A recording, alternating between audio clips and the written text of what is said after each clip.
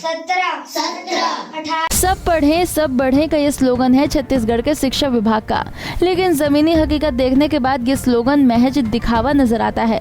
हम आपको कोई किस्सा या कहानी नहीं सुना रहे, बल्कि बलरामपुर जिले में शिक्षा व्यवस्था की हकीकत दिखाने जा रहे हैं। आपको ये जानकर हैरानी होगी कि बलरामपुर जिले में कुल 2025 स्कूल संचालित हैं, जिनमें लगभग 300 से भी ज्यादा स्कूल जर्जर हालत में हैं, और वहीं 25 से भी ज्यादा स्कूलों को आज तक भवन ही नसीब नहीं हुआ।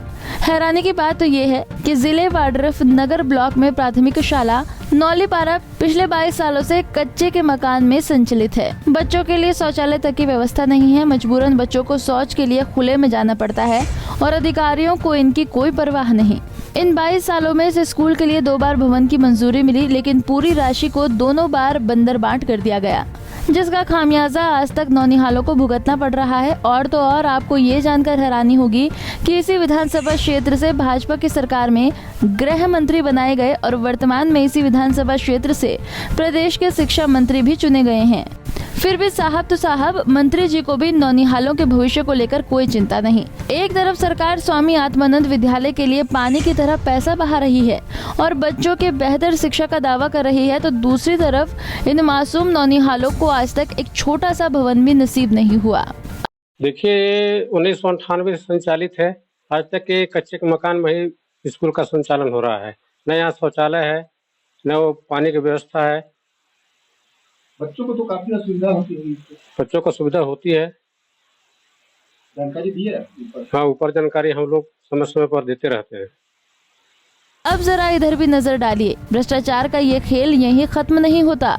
ऐसा ही कुछ नजारा ग्राम पंचायत महूली का भी है, जहां प्राथमिक शाला महूली और माध्यमिक शाला कोयाम पारा के लिए 2 भवनों की मंजूरी मिली, लेकिन दोनों भवनों की राशि का भी बंदरबांट कर लिया गया और स्कूल भवन को गौशाला में तब्दील कर दिया गया। बच्चों को मजबूरी में पंचायत भवन के ही कमरे में पढ़ाया जाता है और दोषियों पर आज तक किसी भी तरह की कार्रवाई नहीं की गई। 35 विद्यालय में 300 जर्जर विद्यालय हैं। उस 300 जर्जर विद्यालय होने के बावजूद भी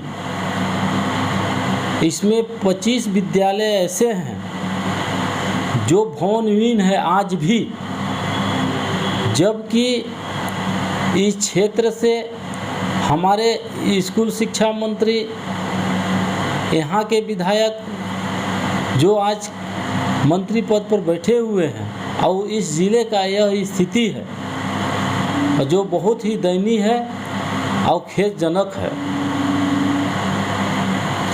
क्या माना जाए, मंत्री जी को परवाह नहीं है क्या बच्चों के भविष्य को? देखिए 4 साल के कार्यकाल पूर्ण हो गया।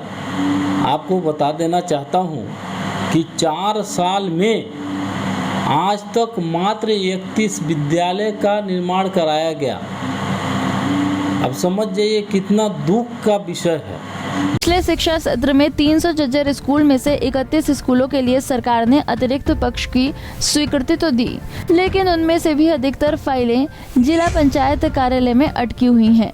आज तक उनका निर्माण कार्य शुरू भी नहीं हो पाया है। हालांकि मामले में जिले के कलेक्टर बच्चों को असुविधा होने पर मामले में जिम्मेदार बीईओ और डीईओ पर सख्त कार्रवाई की बात करते नजर आ रहे हैं। लापरवाही को मैं पूरी तरह किसी पे थोप नहीं सकता, नाम नहीं ले सकता, लेकिन उसमें जैसे 9-10 में जो सेंक्शन हुआ था अतिरिक्त कक्ष, उसको फिर से वो निरस्त हो गया। और जो पूर्व में ग्राम पंचायत में पैसा आया था प्लिंथ लेवल तक करने के बाद उसमें पैसा ही नहीं आया, ग्राम पंचायत ने कार्य नहीं किया। लेकिन मैं प्रयासरत हूँ ऐसे जगहों पे जहाँ पे इस तरह की स्थिति है, इस वर्ष उनकी स्वीकृति मिल जाएगी। अभी क्योंकि स्कूल अभी खुले हैं और आपको ही पता है कि बारिश का जो समय है वो स्टार्ट हो गया है, मानसून स्टार्ट हो गया है। उस परिस्थिति में मैंने पूरे स्कूल शिक्षा विभाग के जब अधिकारियों की बैठक ली थी डीओ, बीओ और बीआरसी लोगों को और एचएम्स को, प्रिंसिपल्स को ये निर्देशित किया गया है कि जिन स्कूलों में इस तरह की गड़बड़ियां हैं, इस तरह की कमियां हैं, जहाँ पे बारिश का पानी चूता है या बहुत ही जर्जर है, उन सभी भवनों में किसी भी भवन में बच्चों को किसी भी हालत में ना बिठाया। जानकारी में नहीं है, उसको चेक कराऊंगा, लेकिन मेरा शिक्षा विभाग के लोगों को बिल्कुल सख्त निर्देश है कि कोई भी बच्चा किसी भी हालत में जर्जर स्कूल जहाँ पे भी अगर है स्थिति बनती है तो वैकल्पिक व्यवस्था करके, अगर कोई वैकल्पिक व्यवस्था नहीं है तो या तो 2 चरणों में लगा के कैसे भी करके, लेकिन हमको बच्चों की जो सुरक्षा है और बच्चों का जो ख्याल है वो सबसे ज़्यादा रखना है।